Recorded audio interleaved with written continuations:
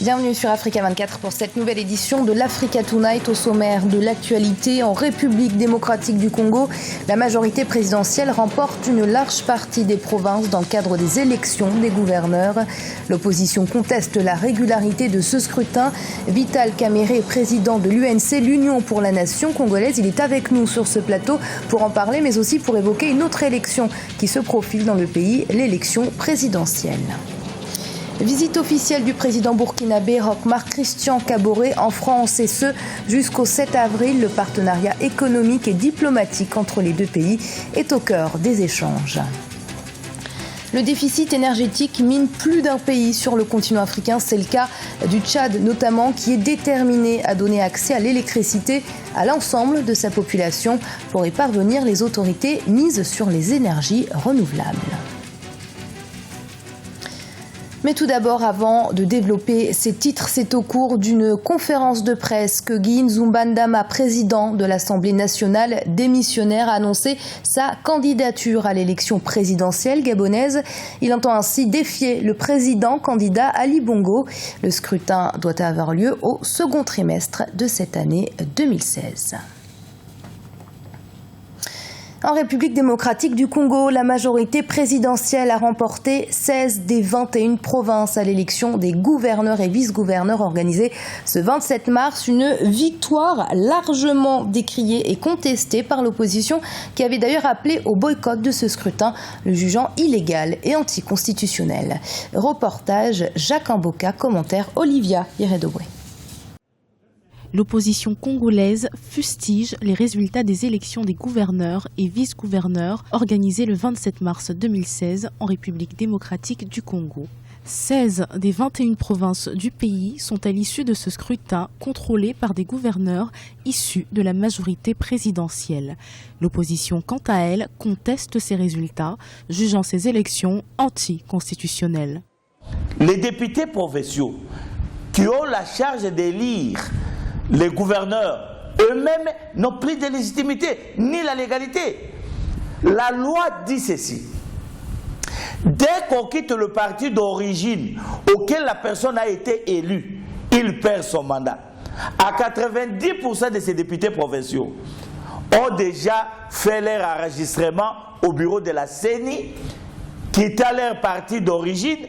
Du côté de la majorité présidentielle, on se félicite des résultats obtenus et l'on souligne la rigueur des députés provinciaux qui ont eu la charge d'élire les gouverneurs et vice-gouverneurs de ces 21 nouvelles provinces. La majorité présidentielle, sous la houlette de son autorité morale, ne peut aller contre les dispositions pertinentes de la Constitution sur la liberté de conscience, de pensée, d'expression et donc de choix. Il est évident que toute organisation, une campagne électorale en l'occurrence, a un coût. Ne pas en tenir compte dans sa stratégie de conquête de postes de gouverneur de province, c'est faire montre d'une naïveté déconcertante et coupable. Bien que l'opposition crie à l'illégalité du scrutin, pour les observateurs, elle a fait preuve de manque de cohésion car le mot d'ordre de boycott n'a pas été suivi de tous. L'élection des gouverneurs et vice-gouverneurs met ainsi fin à l'exercice des commissaires spéciaux nommés il y a quelques mois par le chef de l'État de la République démocratique du Congo, Joseph Kabila. Monsieur Kamerhe, vous êtes président de l'UNC, l'Union pour la Nation congolaise, un parti d'opposition en République démocratique du Congo. Merci d'avoir accepté notre invitation. C'est moi qui vous remercie.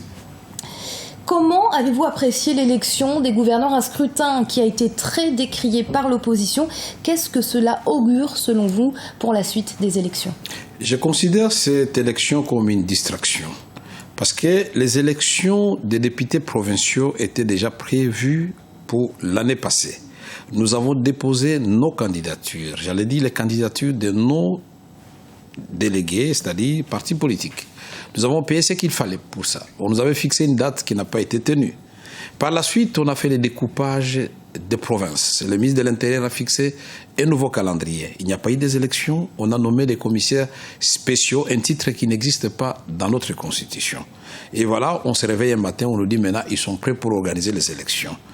Première entorse à la Constitution, on organise les élections avec des députés qui n'ont ni légalité ni légitimité, parce que leur mandat a pris fin depuis très longtemps. Deuxième entorse, on organise les élections dans 21 provinces sur 26. Pourquoi on a laissé les 5 de côté? Troisième entorse, il y a une préparation d'une vaste tricherie. Les autorités sont parties de Kinshasa jusqu'à l'intérieur. Et maintenant, je dois dire que ce sont des élections illégales. Et pour nous, l'opposition, le mot d'ordre était très clair. La dynamique de l'opposition, l'INC, mon parti, et tout le monde a respecté en ce qui concerne mon parti. Il ne fallait pas y prendre part parce que ce serait légitimer la mascarade électorale du président Kabila. Maintenant, quand vous dites qu'ils ont remporté une large victoire, je voudrais qu'on puisse rectifier. Puisqu'avant les élections, ce sont bel et bien les gouverneurs du président Kabila, de la majorité présidentielle, qui gouvernaient partout.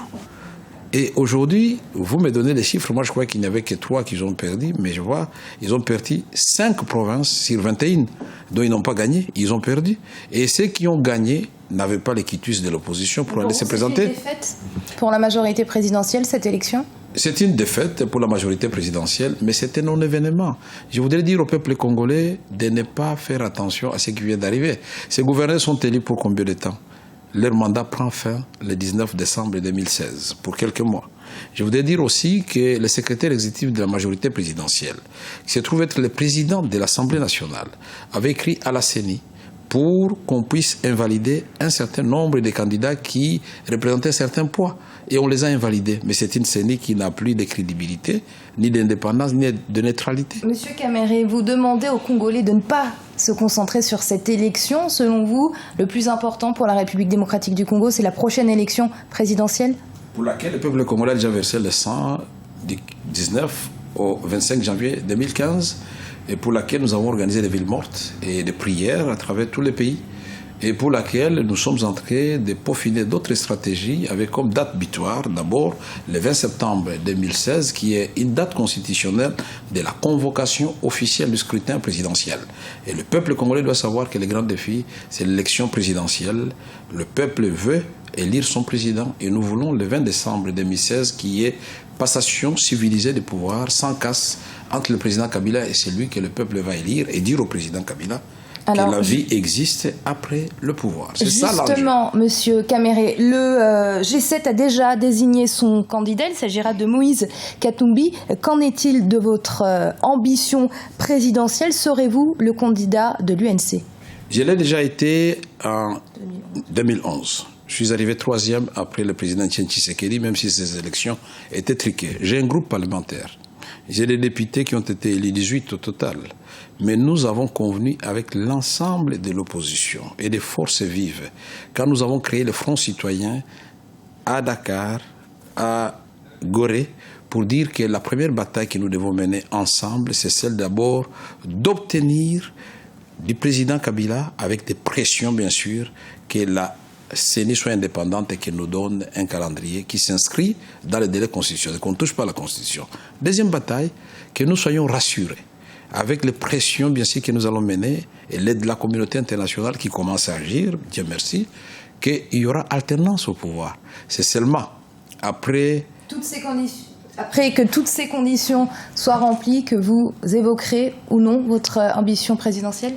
Personnel, j'allais dire, puisque nous voulons mettre d'abord à l'avant-plan l'intérêt général. Ce qui intéresse le peuple congolais, c'est la bataille de la démocratie. Nous nous sommes mis ensemble pour une fois que nous puissions oublier nos ambitions personnelles. Vous savez que vous dites que vous êtes candidat aujourd'hui. J'ai dit que je le suis. L'autre va le dire et un autre va le dire. Nous allons nous retrouver dans une situation où nous allons commencer à rechercher le consensus ou l'arbitrage pour nos candidatures. Pendant ce temps, le président Kabila avance. Alors que la vraie bataille maintenant, c'est de faire fléchir Kabila, d'obtenir qu'il ne soit pas candidat, que les élections se tiennent dans les délais et qui ne touchent pas la Constitution, qui n'organisent pas les référendums. Je respecte les choix du G7, ils l'ont fait, ils ont choisi les temps qu'ils l'ont fait. Le choix des autres candidats sera fait. Si mon parti et les autres amis de l'opposition me renouvellent leur confiance, je crois que j'ai toutes les capacités intellectuelles, physiques et morales pour assumer ces charges, pas seul. Mais dans une équipe... Il n'y aura pas de candidature unique de l'opposition en République démocratique du Congo. Vous m'avez posé la question si je serais candidat. Je vous ai dit que nous menons d'abord le combat pour la démocratie. Et le moment venu, l'opposition va se prononcer. Mais on ne désigne pas un candidat commun de l'opposition le même jour. Il y aura certainement plusieurs candidats qui vont se présenter. Il faut à ce moment-là que l'opposition présente sa vision harmonisée pour un autre Congo. Il ne s'agit pas seulement de dire à Kabila « ôte-toi de là que je me mette ». Nous allons présenter un projet de société pour montrer que nous prendrons compte des revendications des jeunes et des femmes et des paysans qui sont nos trois cibles. Monsieur Caméré, très rapidement, vous avez été invité par un député français à l'Assemblée nationale française pour évoquer le rôle moteur de la République démocratique du Congo dans le développement de l'Afrique et dans les enjeux mondiaux à venir. Justement, quel peut être le rôle de la République démocratique du Congo dans le développement et dans l'émergence du continent africain ? Le Congo, c'est le noyau intégrateur. De par sa position géostratégique, de par ses ressources, nous sommes la deuxième forêt du monde. Nous sommes une réserve de terres arables capable de nourrir des milliards d'individus. Nous sommes une réserve inestimable de l'énergie propre. Nous sommes un scandale géologique. Nous sommes tous là. Et nous disons que l'Afrique, aujourd'hui, c'est la nouvelle destination. L'Afrique, c'est 30 300 000 km². 10 fois l'Europe, 10 fois la Chine, l'Inde, 4 fois les États-Unis d'Amérique, 3 fois la Chine. Et nous pensons que l'Afrique, avec son taux de croissance qui va atteindre 7%, c'est la destination. Mais cela appartient d'abord à l'élite africaine, aux Africains de dire qu'est-ce que nous voulons. Nous parlons le même langage d'abord et nous projetons l'Afrique de demain qui sera une Afrique qui va empêcher nos jeunes de prendre le risque de traverser la Méditerranée. Et ils vont trouver de l'emploi sur place. Merci, Monsieur Caméré. Je rappelle que vous êtes président de l'UNC, l'Union pour la Nation congolaise. Merci d'avoir répondu à nos questions. C'est moi qui vous remercie pour l'opportunité que vous m'avez offerte pour parler de mon pays et de l'Afrique. Et le nouveau président burkinabé, Roch Marc Christian Kaboré, est à Paris, la capitale française, pour sa première visite officielle hors de son pays, le Burkina Faso, depuis son élection. C'était au mois de novembre 2015. Sa visite prendra fin ce mercredi 7 avril. Il a déjà été reçu ce mardi à l'Elysée par son homologue français François Hollande. Au cœur des échanges entre les deux hommes d'État, la coopération pour lutter contre le fléau terroriste et le renforcement du partenariat économique. Reportage Othman Mernissi et Corinne Camdem. Le président Roch Marc Christian Kaboré est à Paris pour sa première visite officielle en France. Reçu ce mardi 5 avril 2016 au palais de l'Élysée à Paris par son homologue français, le président François Hollande, cette visite du chef de l'État burkinabé a pour objectif de renforcer la coopération bilatérale entre le Burkina Faso et la France. L'un des principaux axes de ce partenariat entre les deux pays est la lutte antiterroriste. Suite à l'attaque terroriste du 15 janvier 2016 à Ouagadougou, dans laquelle 30 personnes ont perdu la vie, le Burkina Faso entend renforcer son système sécuritaire afin de lutter plus efficacement contre les attaques terroristes, notamment des groupes djihadistes du Nord Mali. Je voudrais dire que l'avenir est dans le renforcement de cette coopération. Et comme le président Hollande l'a souligné lui-même, la sécurité a une place importante dans la vie de nos pays. Désormais, malgré le processus et la démocratie que nous entreprenons, nous sommes tenus de prendre la question du terrorisme comme un élément maintenant permanent de la vie de nos différents pays. Autre point clé de cette première visite du président Roch Marc Christian Kaboré, le développement économique et social de son pays. En effet, le chef de l'État burkinabé espère que le développement de partenariats publics et privés avec le gouvernement français et les autres amis du pays des hommes intègres permettront de contribuer à la relance économique du Burkina Faso. Le second volet de nos discussions, également sur le plan économique, c'est de dire que autant le Burkina Faso est félicité pour le processus démocratique qui a été respecté, tenu, qui fait qu'aujourd'hui nous avons renoué avec l'état de droit, autant pour parachever ce succès, il est important que le Burkina Faso reparte sur de bonnes bases économiques. Le chef de l'État français François Hollande a également tenu à saluer le processus électoral démocratique ayant abouti à l'élection du président Kaboré, ainsi qu'à réaffirmer le soutien de l'État français au Burkina Faso. Un accord d'autre part a été signé au siège de la présidence de la République française ce mardi 5 avril entre l'Agence française de développement AFD et l'Office national de l'eau et de l'assainissement ONEA, dans le cadre de l'amélioration du système d'approvisionnement en eau potable et d'assainissement des villes burkinabées de Bobo-Dioulasso et Ouagadougou. À peine 5% de la population tchadienne a accès de manière régulière à l'électricité et les zones rurales sont les plus touchées par ce déficit énergétique important. Malgré les efforts consentis par le gouvernement, beaucoup reste à faire. Les autorités misent aujourd'hui sur les énergies renouvelables, dites énergies vertes. Plus rentables et respectueuses de l'environnement, elles sont de plus en plus envisagées comme la solution au déficit énergétique. Mais il faut dans un premier temps investir en masse dans ces énergies comme le solaire ou encore l'éolien. Pour en voir les résultats, le Tchad a donc besoin de financement pour y parvenir. Reportage de notre envoyé spécial Leftiono. Le Tchad peine à couvrir les besoins énergétiques des populations. Le pays n'est pas parvenu à mettre en place des infrastructures nécessaires pour une grande production de l'énergie électrique. Le pays produit moins de 200 MW d'électricité et n'alimente qu'environ 10 villes dont N'Djamena, la capitale. Moins de 5% de la population a accès à l'électricité, avec une forte concentration des consommateurs dans la capitale. Depuis ces 5 dernières années, 2 nouvelles centrales ont été construites à Farsha, la centrale de Farsha 1, la centrale de Farsha 2. La première fait 21 mégas, la deuxième fait 60 mégas. C'est des investissements de l'ordre de 67 milliards qui ont été consacrés pour ces 2 centrales.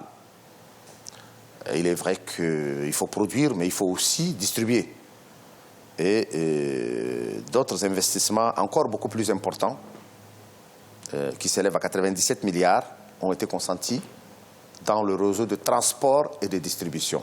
Pour pallier le déficit énergétique, le gouvernement du président Idriss Déby Itno a initié ces 5 dernières années des projets visant à renforcer les capacités de production de la Société nationale d'électricité et l'extension des réseaux électriques. Aujourd'hui, le gouvernement mise sur les énergies renouvelables, notamment le solaire et l'éolien, pour accroître l'offre en énergie dans le pays. Nous sommes en train de réfléchir aussi par rapport au développement de l'éolien. Nous sommes en discussion avec quelques promoteurs industriels. Il y en a au moins 6 qui sont en discussion avec nous et qui nous promettent la construction des centrales solaires. Bon, vous savez que c'est une technologie qui est nouvelle et que au niveau de la maîtrise et au niveau des investissements, c'est des investissements apparemment beaucoup plus importants que les investissements traditionnels. Le Tchad, de par sa position géographique, possède un important potentiel en énergie renouvelable, notamment le solaire sur l'ensemble du territoire, l'éolien au nord et un gisement de biomasse dans le sud. Bien que le coût de production des énergies renouvelables soit encore élevé par rapport à l'énergie fossile, le Tchad a opté pour la promotion des énergies alternatives. Et sachez que vous pourrez suivre tous les soirs sur notre antenne et en direct de N'Djamena, la capitale tchadienne, nos émissions spéciales quotidiennes consacrées à la présidentielle au Tchad avec une première émission à partir de 20h GMT. Et ce journal a été préparé par l'ensemble de la rédaction. Merci de l'avoir suivi. Restez sur Africa 24. Dans un instant, une nouvelle édition de l'information.